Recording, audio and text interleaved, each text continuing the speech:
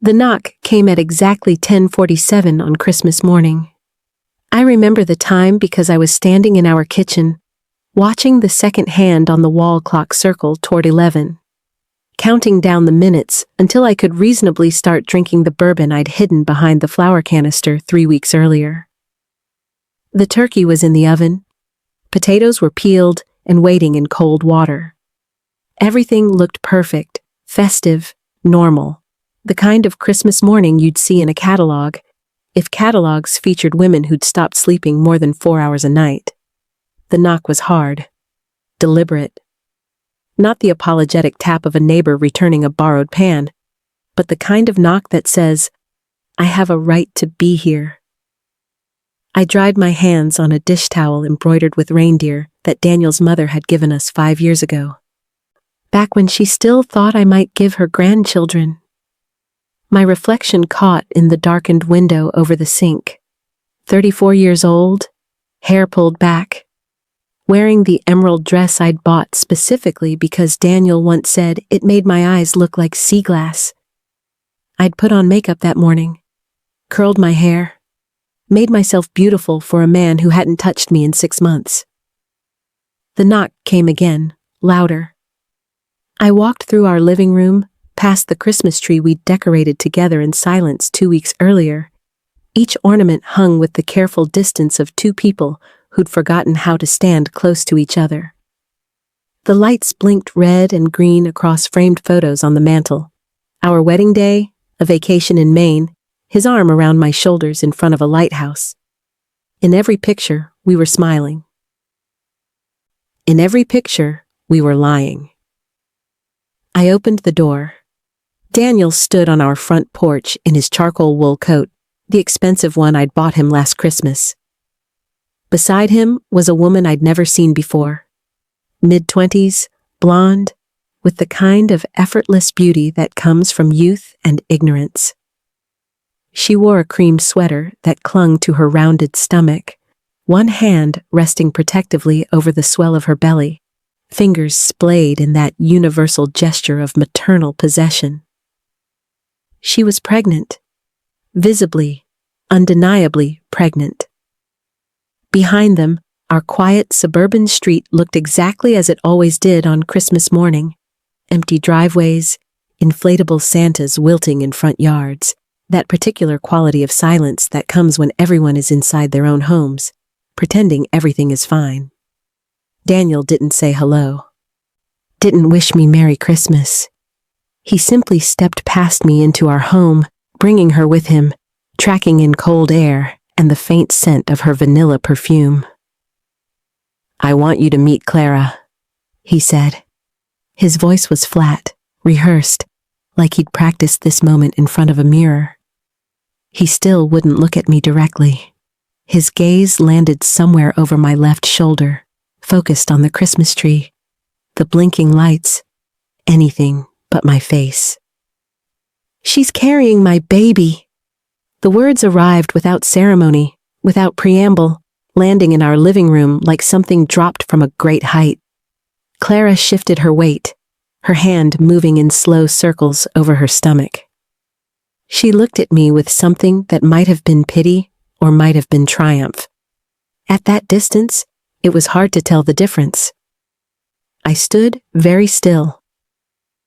I could hear the furnace humming in the basement, could smell the turkey roasting, the rosemary and thyme I'd rubbed into its skin at dawn, could feel my heartbeat in my throat, steady and mechanical, like my body had decided to keep functioning, even though my mind had gone somewhere else entirely. "Years of trying," Daniel continued, his voice gaining confidence now, warming to his script. "Years of doctors and tests, and nothing. Someone had to give me what you never could." Clara lowered her gaze, a studied gesture of discomfort that looked like she'd practiced it too. Her hand never left her stomach. She wore a delicate gold ring on her right hand, but nothing on her left. A detail I noticed with the strange, crystalline clarity that comes with shock. I thought about the hospital rooms, the cold examination tables. The humiliation of having my body catalogued and found wanting, month after month, year after year. I remembered Daniel holding my hand through the first few appointments, then sitting in the waiting room during the later ones, then eventually just dropping me off at the entrance and coming back when I called. I remembered him saying he loved me, no matter what. I remembered believing him. Daniel walked deeper into our living room, shrugging off his coat and draping it over the back of our sofa. Our sofa. The one we'd picked out together, arguing good-naturedly about fabric swatches and cushion firmness. Clara followed him like a shadow, her movements careful and theatrical. One hand always on her belly, performing pregnancy the way someone performs grief at a funeral. "I know this is difficult," Daniel said. And now he was looking at me, really looking at me, and there was something in his eyes I'd never seen before. Not guilt, not even cruelty, exactly. Something worse. Satisfaction. But I thought it was better to be honest. To start fresh. It felt right to do it on Christmas, actually. New beginnings and all that. He smiled, a small, tight smile that didn't reach his eyes. "I've been thinking about this for months," he continued, settling into the armchair that had always been his chair, gesturing for Clara to sit on the sofa. She lowered herself down carefully, arranging her body in profile so her pregnancy was impossible to miss. "We need to discuss logistics, division of assets. I'll be fair about it. I'm not trying to hurt you. But Clara and the baby need stability. A real home." "I'm sure you understand." The Christmas tree lights blinked red, then green, then red again. On the mantel, the clock struck 11. Each chime felt like a countdown, marking off the seconds until something irreversible happened. I understood in that moment what this was.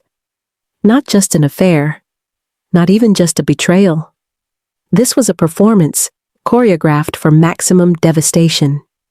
He'd brought her here, to our home, on Christmas morning, to witness my humiliation. To see me break. To prove something to himself about his own power, his own manhood, his ability to wound me in the most intimate way possible.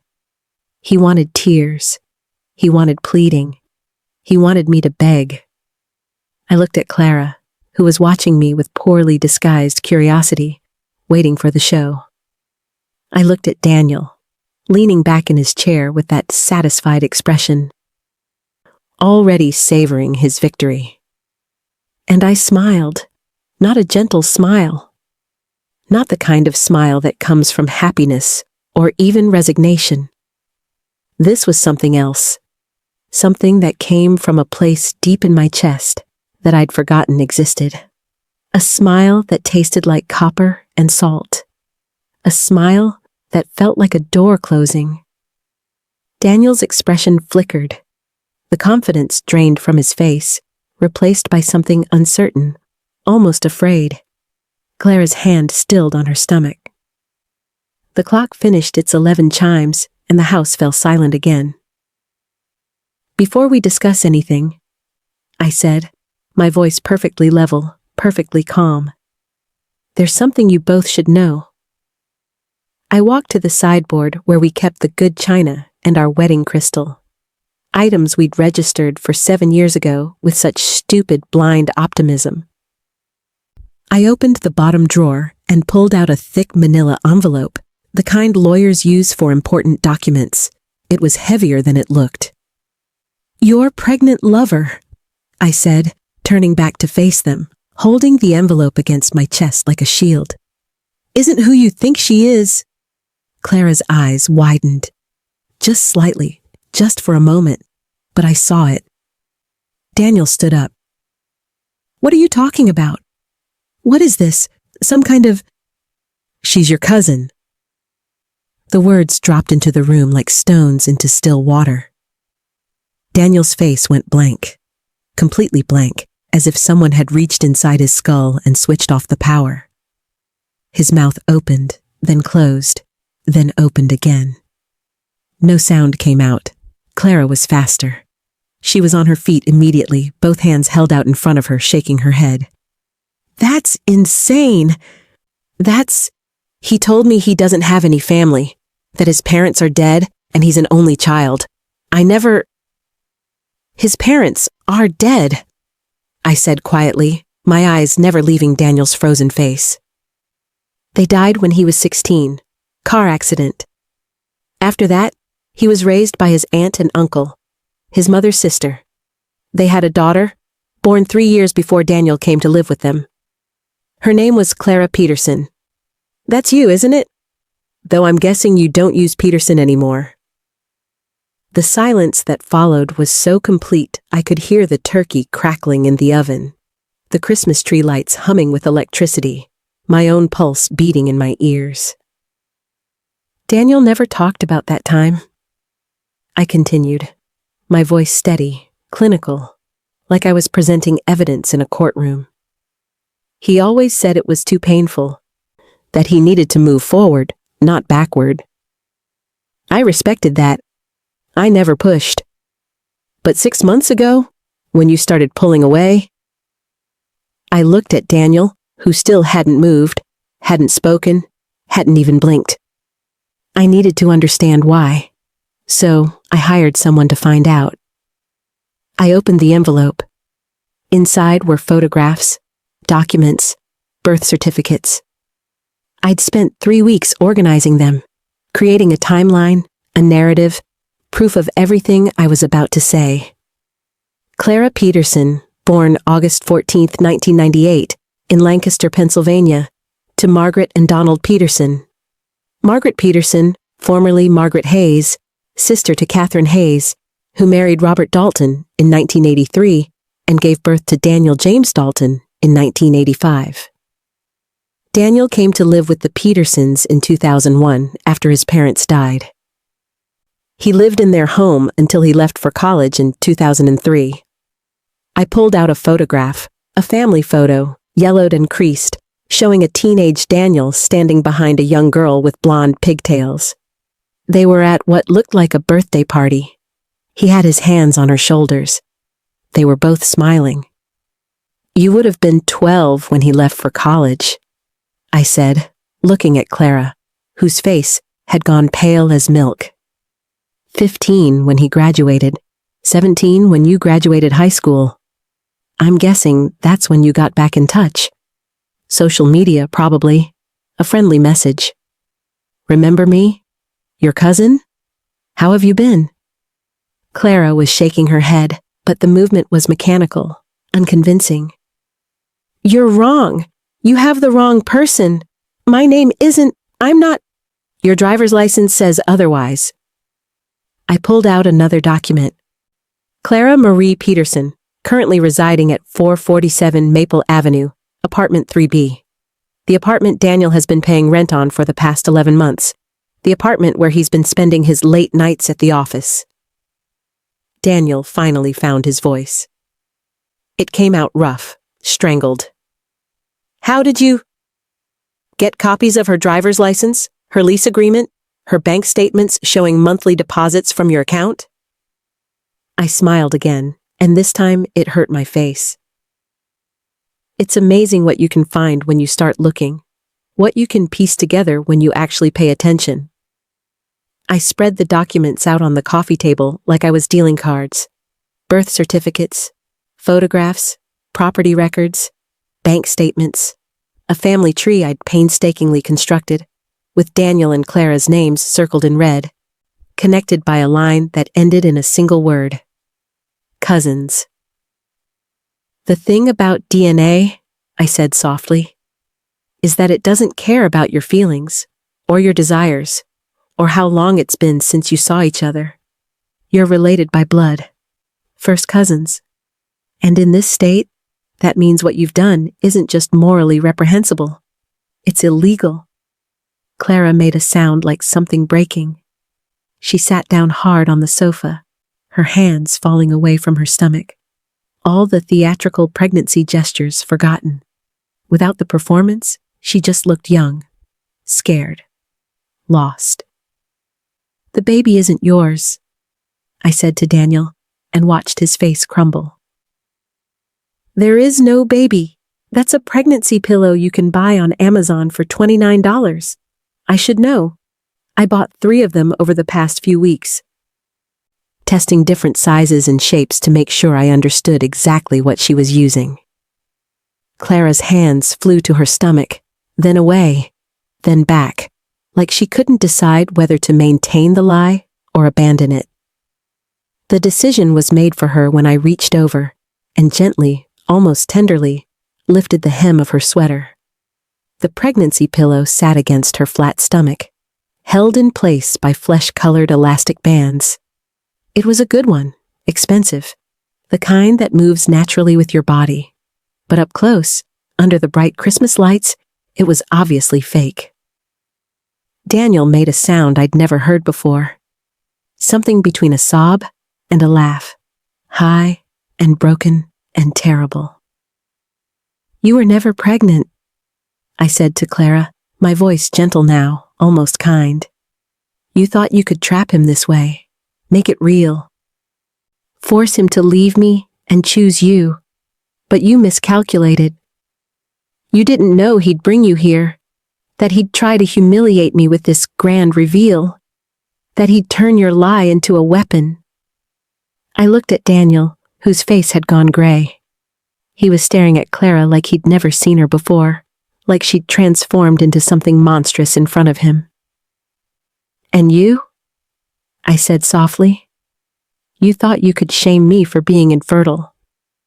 You thought you could parade your mistress, your pregnant mistress, into our home on Christmas morning and break me. You thought I'd cry, beg, fall apart, give you the satisfaction of destroying me." I picked up the envelope, held it out to him. "But I've known about Clara for 5 months. I've known about the apartment, the money, the lies. I've known everything. And I've been waiting for the right moment to show you exactly who you've been sleeping with." Daniel's hand shook as he took the envelope. He pulled out document after document, his eyes scanning frantically, denial and recognition warring on his face. When he got to the family photo, him and Clara at that long-ago birthday party, he went completely still. "You knew," he whispered. "All this time, you knew." "All this time," I confirmed. "I've been gathering evidence. Every text message between you two that you thought was deleted, every financial transaction, every hotel receipt, every lie you told about working late or having business trips. I documented everything, and then I waited." "Waited for what?" Clara's voice was small, frightened. "For this." I gestured at the 3 of us, at the scene we'd created in our living room, with the Christmas tree blinking cheerfully in the background. "For the moment when you'd both reveal exactly who you are, when you'd show me the full extent of your cruelty, your dishonesty, your willingness to hurt me in the most intimate way possible. I needed to see it, to understand it completely before I decided what to do next." I walked to the window, looked out at our quiet street. A few houses down, I could see the Morrison family pulling into their driveway, arms full of presents and grocery bags, laughing about something. Normal people having a normal Christmas. "Here's what's going to happen," I said, my voice steady and cold. "Daniel, you're going to leave this house today. You're going to pack a bag and go to a hotel, not Clara's apartment. Because that lease ends in 2 weeks and I've already informed the landlord about the situation. You're going to contact a lawyer tomorrow morning and we're going to begin divorce proceedings. I'll be keeping the house, the car, and 50% of all marital assets, plus alimony calculated based on your current salary. You won't contest any of it. And if I do?" His voice was defiant, but there was fear underneath it. "Then I take these documents," I tapped the envelope, "to the police. Incest is a crime in this state, even between consenting adults, It's a third-degree felony, punishable by up to 5 years in prison. I also take them to your employer, to your professional licensing board, to everyone you know. I make sure the whole world understands exactly what you've been doing. Who you've been doing it with? Daniel's face went from gray to green. His hand, still holding the envelope, trembled visibly. As for you, I turned to Clara, who flinched.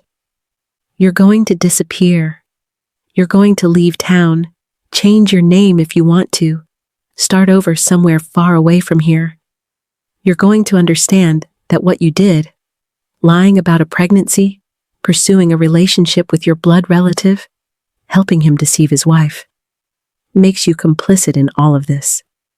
And if you ever try to contact Daniel again, if you ever come near him or me or anyone we know, I will make sure everyone in your life knows exactly what you are. Clara was crying now, silent tears streaming down her face, her hands twisted in her lap. The pregnancy pillow had shifted, sitting askew against her stomach. A visible reminder of the elaborate lie she'd constructed. You can't, Daniel started. I can, I said quietly, and I will, because I have spent 3 years of my life being told my body is broken. 3 years of doctors and tests and medications and procedures that left me feeling like I was failing at the most basic human function. 3 years of watching you pull away from me, of feeling your disgust and disappointment grow, of knowing I wasn't enough for you. And through all of it, I never once considered betraying you. I never once thought about hurting you the way you've hurt me. I picked up my phone from the side table, held it up so they could see the screen. I've already sent copies of everything to my lawyer, to a trusted friend, and to a cloud storage account that will automatically release its contents to multiple recipients if I don't log in at regular intervals. So don't think about trying to destroy the evidence or intimidate me into silence. This is bigger than both of you now. The room was silent except for Clara's quiet sobbing and the distant sound of Christmas music from a neighbor's house. Have yourself a merry little Christmas. The irony was almost physically painful. Daniel stood there, the envelope hanging from his hand, his whole body rigid with shock and rage, and something that might have been shame. I loved her, he said finally, his voice breaking. I know it's wrong. I know we're related, but it's been so long since we were kids, and when she reached out, when we started talking again, it just felt right, natural. Like we were meant to find each other again. She was 12 when you left, I said flatly. 12 years old, and you're 38 now. She's 26. You've known her since she was a child, since you lived in her house as her older cousin, her family. And when she contacted you as an adult, you saw an opportunity. You saw someone young, vulnerable, who looked up to you, who remembered you as the older boy who used to live with her family. Someone you could manipulate. It wasn't like that. It was exactly like that. I cut him off, my voice sharp. You pursued a relationship with your significantly younger cousin, lied to her about your family history, let her believe you were someone else entirely. You told her your parents were dead, but didn't mention you were raised by her parents. You erased the connection between you so you could pretend it didn't exist. That's not love, Daniel. That's predation. Clara's sobs grew louder. He told me he was an only child. She gasped between tears. He said he had no family, that he'd been alone since his parents died. I didn't know. I swear I didn't know we were related until just now. I looked at her, really looked at her, and saw something I hadn't expected. Not just fear and shame, but genuine confusion, genuine pain. She'd been used, too, in her own way, lied to, manipulated into a relationship that could destroy her life. How did you two reconnect? I asked, my voice gentler now. Clara wiped her eyes with shaking hands. Facebook. I sent him a friend request about 2 years ago. I barely remembered him. I was so young when he lived with us. But Mom mentioned him sometimes, and I was curious. He accepted the request. We started messaging, and he was so kind, so interested in my life. We started talking more, then video chatting, then he suggested we meet for coffee. And he never mentioned that he was married?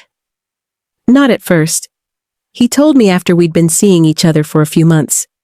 He said you were separated, that the marriage was over, but you were dragging out the divorce. He said you were unstable, that you'd threaten to hurt yourself if he left. He made me believe I was helping him escape an impossible situation. I closed my eyes. Of course that's what he'd told her. The classic playbook of men who cheat. Paint the wife as crazy, cruel, impossible to leave. Make the mistress feel like a rescuer instead of a homewrecker. And the pregnancy? Clara's voice dropped to a whisper. I thought if I was pregnant, he'd finally leave you.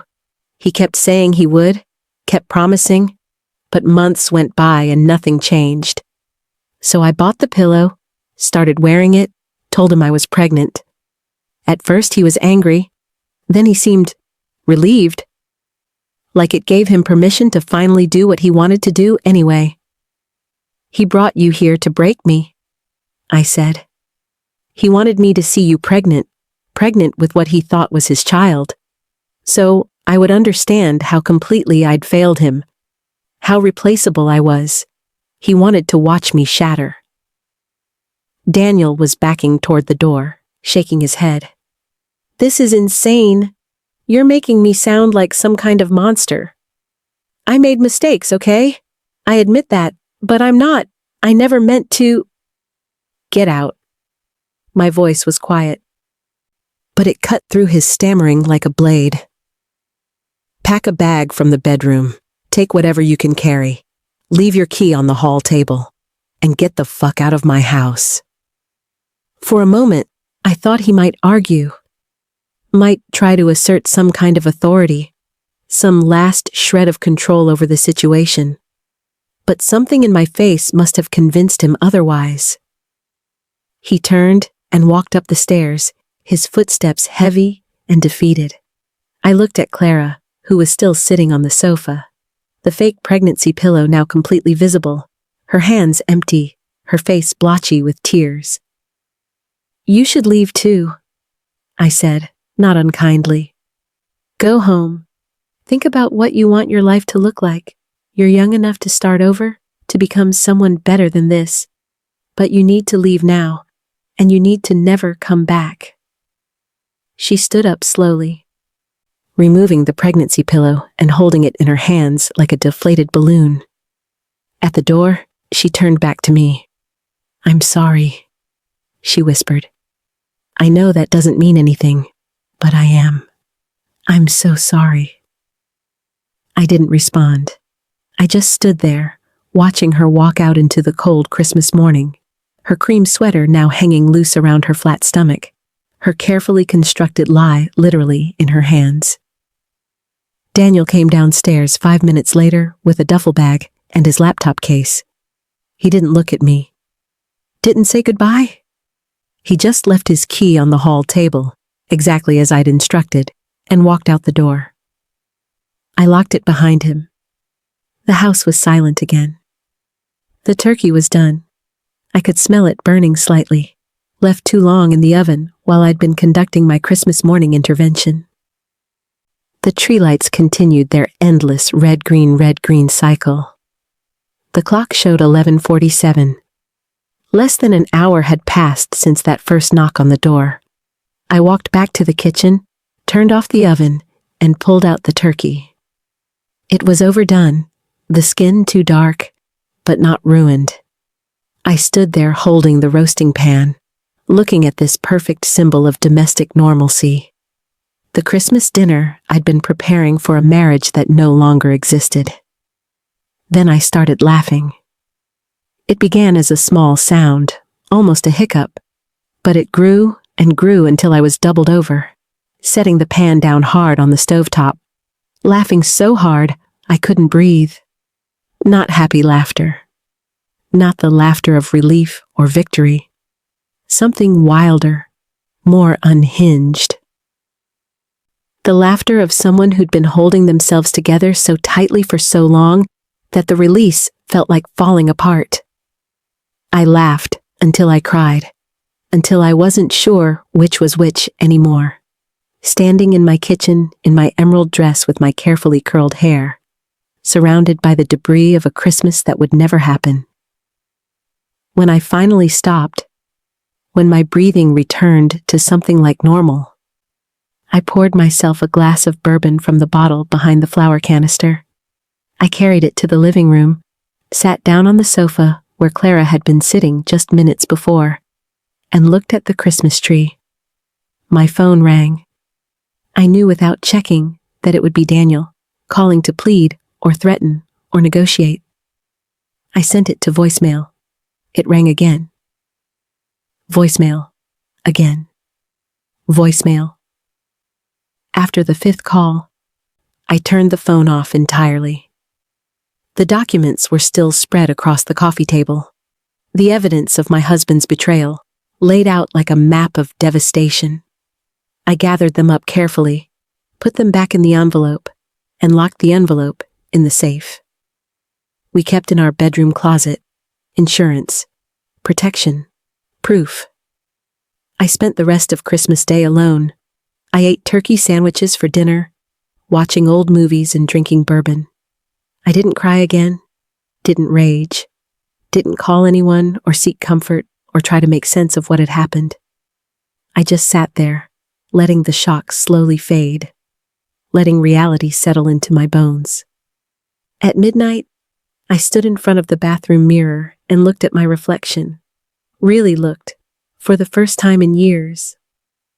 I saw someone who'd survived, someone who'd been hurt, but not broken. Someone who'd kept her dignity when everything else was being stripped away. Someone who'd chosen the moment of her own revelation, rather than letting it be chosen for her. The next morning, I called my lawyer. The divorce proceedings took 6 months. Daniel tried to contest the settlement at first, tried to argue that I was being unreasonable, that I was punishing him unfairly. His lawyer advised him to reconsider. Mine simply sent over copies of select documents from my Christmas morning envelope. Not everything, not the full nuclear option, just enough to make it clear what I was capable of revealing if he pushed me. He signed the papers without further argument. I kept the house, the car, received alimony based on his full salary. He moved to a different city, took a position at a different firm. I heard through mutual acquaintances that he was seeing someone new, someone age-appropriate, someone unrelated to him, someone he met through normal channels. Perhaps he'd learned something. Perhaps he was just being more careful. Clara disappeared. I don't know where she went, what name she uses now, whether she ever found a way to forgive herself for the role she played in that Christmas morning catastrophe. Sometimes I think about her, young, manipulated, used by someone she trusted. Sometimes I feel sorry for her. Sometimes I don't. The infertility remained. My body never cooperated, never produced the child that might have saved my marriage or ruined it in different ways. I went through one more round of IVF, alone this time, using a donor. It didn't take. After that, I stopped trying. I stayed in the house, our house, now my house. Some people thought I should sell it, that it held too many painful memories. But I'd fought too hard to keep it to give it up now. Instead, I repainted every room, replaced furniture, took down the photographs from the mantel and replaced them with art I'd collected, paintings and prints that meant something only to me. I kept the Christmas tree, though. Every year, I put it up in the same spot, decorate it with the same ornaments. I don't do it out of nostalgia or sentiment. I do it because that tree witnessed the moment I took my power back. The moment I refused to be destroyed, and I want to remember that. I want to remember that I smiled. My family never understood. How could you stay so calm? My mother asked, months after the divorce was finalized. How could you not scream at him, throw things, make him hurt the way he hurt you? I tried to explain that I had hurt him, more permanently, more profoundly than any tantrum could have achieved. I'd taken away his illusion of control. His fantasy of himself as a man, leaving his broken wife for a younger woman and a new family. I'd revealed him to himself as someone who'd pursued his own cousin, who'd been lied to and manipulated, who'd fallen for a fake pregnancy like a fool. I'd let him destroy himself in front of me on Christmas morning. That was the revenge I'd chosen. Not violence, not cruelty, just truth, delivered at exactly the right moment, in exactly the right way. Some nights, I still wake up thinking about that morning, about Daniel's face when I smiled, about Clara's expression when I revealed who she really was, about the weight of that envelope in my hands. 5 months of investigation and documentation, held back until the precise moment it would do the most damage. I think about the calculations I made, the patience required, the risk that he might have discovered my investigation, might have destroyed the evidence, might have left me before I could execute my plan. I'd gambled everything on his arrogance, his certainty that I was too weak, too broken, too devastated by infertility to fight back. And I'd won. But winning doesn't feel the way I thought it would. It doesn't erase the 3 years of feeling inadequate, of being told my body was failing. It doesn't undo the betrayal or restore the trust that was shattered. It doesn't give me back the marriage I thought I had, the future I thought we were building together. It just means I survived it. On my own terms, with my dignity intact. The question I'm left with, the question that keeps me awake some nights, is whether that's enough. Whether survival and dignity are worth the cost of calculated patience, of sitting through 5 months of lies while I gathered my evidence. Whether choosing the moment of revelation, the perfect dramatic timing, made me as manipulative as the people who'd hurt me. Whether smiling in that moment, that deliberate, cold smile, meant I'd become someone I didn't recognize. I don't have an answer. Maybe there isn't one.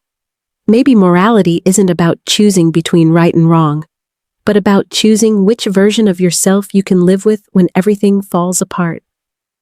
I can live with the woman who stood in her living room on Christmas morning, holding an envelope full of truths, and smiled. I can live with the woman who chose patience over impulse, revelation over rage, precision over chaos. I can live with the woman who refused to cry, refused to beg, refused to give the person who'd hurt her the satisfaction of watching her break. Whether that makes me strong or cold, strategic or cruel, righteous or ruthless, I honestly don't know.